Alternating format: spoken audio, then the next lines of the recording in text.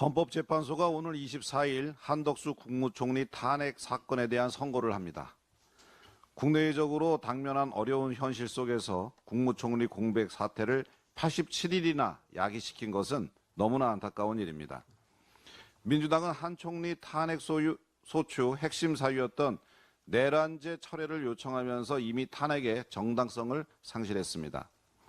그들이 그토록 강조했던 내란죄조차 따지지 않고 공무원의 정치적 중립 의무 위반 등만 따져 탄핵을 시키겠다는 것 자체가 어불성설이기 때문입니다.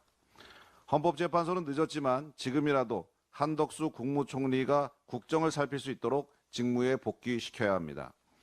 그리고 본안 판단에 앞서 대통령 권한대행의 탄핵 의결 정족수와 관련한 헌법재판소의 명확한 판단도 내려줄 것을 촉구합니다. 민주당은 어제까지도 최상목 대통령 권한대행에 대한 30번째 탄핵 절차를 개시하겠다고 선언했습니다.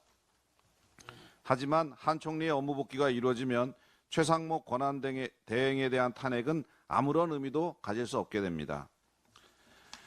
민주당의 무차별 탄핵으로 직무가 정지된 공직자들의 공백 기간만 1200일이 넘습니다.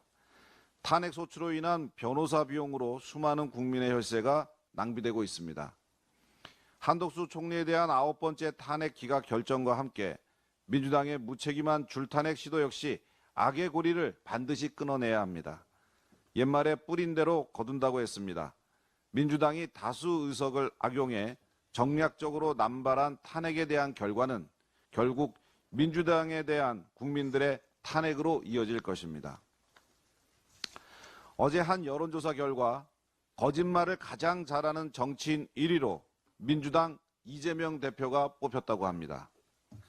42.7%라고 하는 압도적 1위입니다. 반도체 주 52시간 근무제 예외, 기본소득 정책, 그리고 최근 전세계약 10년 보장처럼 오락가락하는 이재명 대표의 행보가 초래한 결과입니다.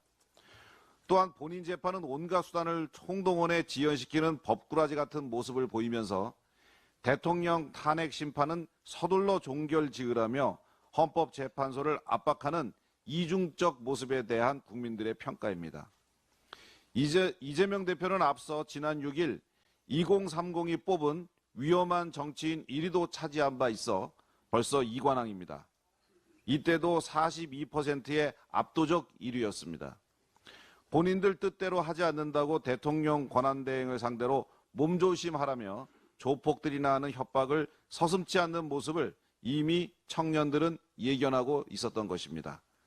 국민들은 약속한 것은 반드시 지키는 정치인, 타인에게 무차별 협박을 퍼붓지 않는 건전한 상식을 가진 정치인을 원한다는 것을 이재명 대표는 명심하기 바랍니다.